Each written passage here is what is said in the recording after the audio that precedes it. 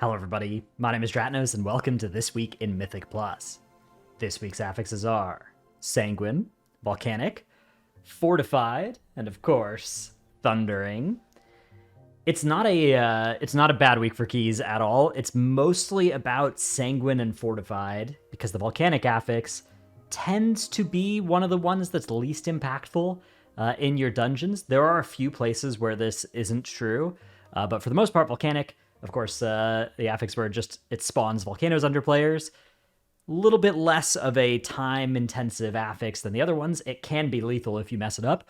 One particular play pattern that you should be aware of with Volcanic is if you are two ranged players standing next to each other, waiting for your Thundering to get to like 2 seconds to clear, and then like a volcano spawns and somebody moves to dodge it, then you can all of a sudden get a Thundering stun. So particularly in that case, just clear a little bit earlier if you're two ranged players with Thundering, and you can solve that affix that way.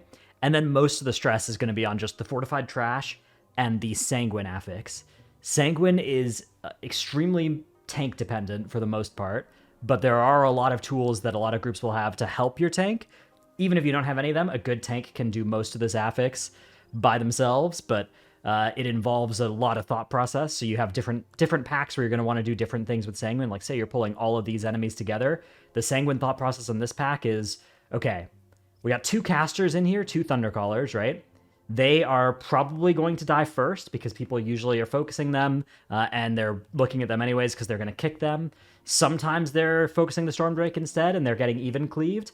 If that's happening, if these ever aren't the first ones to die, we got to be careful because if we start kiting for Sanguine, they're going to stand back and cast in the Sanguine, right? So we got to be ready with a knock or an interrupt right when that happens to move them out of the Sanguine.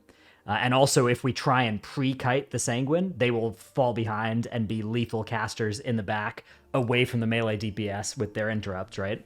So that's the thought process on a pull like this. Then you've got the Stormdrake. The Stormdrake will stand still and cast some stuff and is not knockable, stunnable, anything like that. So we really want to make sure we're not dropping Sanguine under the Stormdrake. That means often if you have effects like a Ring of Peace for everything else as it's all starting to die, Ring of Peace it off of the Drake, or else stunning everything else and then moving the Drake away, that kind of thing can be really good for handling that. And yeah, that sort of work can go a long way as a tank using just your own abilities.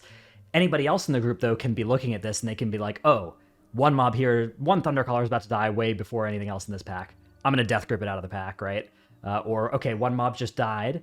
I'm going to Typhoon everything out of that Sanguine puddle, right? Those sorts of plays can help if you're thinking about it as a DPS, or even just like stunning the mob that's low, and that way then your tank can move. Obviously, that requires your tank to be playing as well, but if you do that, then that makes that a lot easier. So those are some of the things that you should be thinking about when handling Sanguine. Obviously, a lot of it is pack dependent. You're considering which mobs are CC immune, which mob is going to die first, which mobs are casters, which mobs are archers. Archers in particular tend to be some of the most annoying Sanguine enemies. If you don't have knock effects for these, they should generally be the first ones to die, because otherwise they'll just stand in a Sanguine puddle and be very hard to dislodge. You can also use line of sight to manipulate where enemies are, even ones like archers that otherwise normally won't move. It's a good tool for that. Now, the Volcanic affix, I mentioned a little bit being one that's a little bit less impactful than most affixes, and it's certainly one of the best ones for timer in dungeons. It is still a little bit dangerous, and especially if you're pulling a lot of enemies, especially like this pull, if you do something like a bunch of wargs, and then you have all the range standing on one of the posts over here so they don't get jumped on, Volcanic is going to spawn under your ranged, and they are going to start getting bounced up and down like they're in a bouncy castle. And that's fine. It's workable, but you need to know that's going to happen. You need to not panic when that happens. And so just know that is going to happen if you do this pull in particular with the wargs, any number of wargs, and you have your ranged on a spot. In general, if you have your ranged doing anything, Volcanic is going to grief them a little bit this week. It can be worth knowing how Volcanic works because Volcanic is actually, it's a little bit weird how it functions. So the way it works is if an enemy mob is in combat, it will try to spawn volcanoes under any enemy that is, like any of the players in the party that is not in melee with it, right? So if we're fighting this pack over here, if we're fighting this teal pack over here, and these two marksmen are standing right where they are, right? And these two trappers are grouped on top of each other. And we have a player here. We can actually get volcanoes spawning because this player is at range of these two marksmen, right? And so volcanoes can actually spawn in melee because there are mobs that aren't all in melee. Now, if all the mobs are grouped up, if all the mobs are right here, then no volcanoes are going to spawn in melee. You can actually use this to your advantage as a caster as well. Say you're doing Cortastar's last boss, and you don't want to deal with, Volcanic. You're a caster, you want to plant. What you can do is just stand in melee of the boss the whole time, and maybe the healer is out baiting the charges, and sometimes when the boss charges, a volcano is going to spawn under you because you're no longer in melee with it. But most of the time, when you're just standing there planted in melee of the boss, you're not going to have volcanoes spawning under you. Do be careful, though, because you will take extra damage from Slicing Maelstrom if you are within 7 yards of him during that cast, so that's a trade-off of this, but, it's a Fortified week. That might be fine. Your healer might be totally fine with that, and you don't get knocked around by nearly as many volcanoes. So that's a little bit of theory and thoughts about the affixes this week. In terms of specific dungeons, one big one to just note is Knock It Offensive.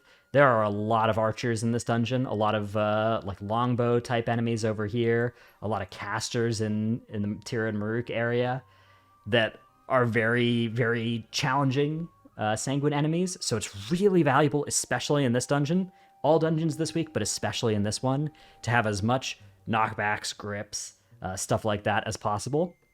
You can, as the tank, manipulate the longbows a little bit in this area when you first land from your dragon. If you land in the middle of the pack and don't do anything, they'll actually run on top of you to start the pull. But that actually is not necessarily good on Sanguine. That's kind of better on the other weeks, because on Sanguine, that's going to mean you're a little bit more likely to drop Sanguine puddles under them.